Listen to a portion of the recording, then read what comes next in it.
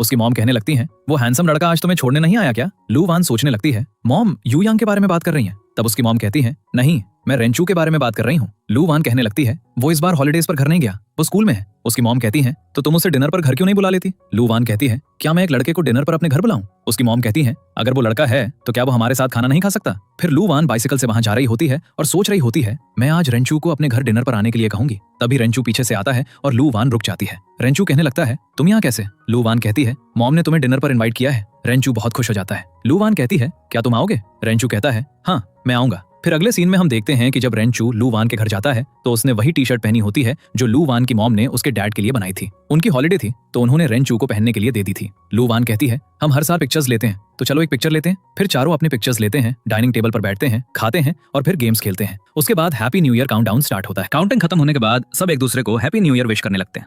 लू वान देखती है कि बाहर स्नो हो रही है तो वो जल्दी से बाहर जाती है। रेंचू उसके पीछे जाता है। लू वान स्नो में जाकर बहुत खुश होती है। तभी रेंचू पीछे से आता है और उसे एक मफलर देता है ताकि उसे ठंड न लगे। दोनों बहुत एंजॉय करने के बाद कहीं खड़े हो जाते हैं। तभी लू वान देखती है कि रेंचू को भी ठंड लग रही है तो वो उसे अपना आधा मफलर दे देती है। फिर दोनों अंदर आते हैं और लू वान रेंचू को गुड नाइट कहती है और अपने रूम में चली जाती है। अंदर आकर वो सोचने लगती है, क्या मैं उसे पसंद करती हूँ? नहीं नहीं, ऐसा नहीं हो सकता।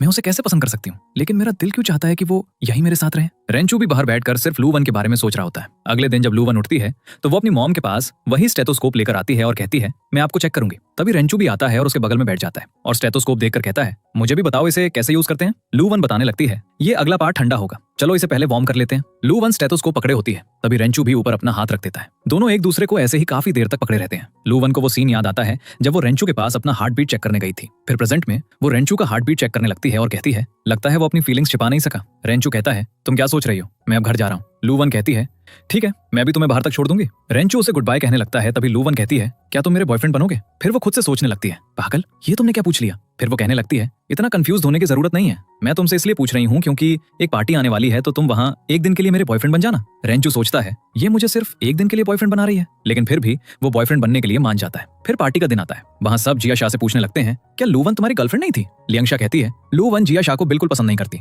वो रेंचू को पसंद करती है। तभी रेंचू भी आ जाता है और कहता है, हाँ मैं लू वान का बॉयफ्रेंड हूँ। फिर बैठ जाते हैं और सब खाने लगते हैं। रेंचू लू वान को खाना देता है। दूसरी लड़कियां उसे देख रही होती हैं। रेंचू लू वान को खिलाने लगता है। तब लू वान कहती है, हम रियल कपल नहीं है तो तुम्हें ये करने की जरूरत नहीं है। तो रेंचू कहने लगता है, अगर हम ये नहीं करेंगे तो उन्हें शक हो जाएगा कि हम रियल कपल नहीं है। ये सुनकर लू वान काफी इंप्रेस हो जाती है।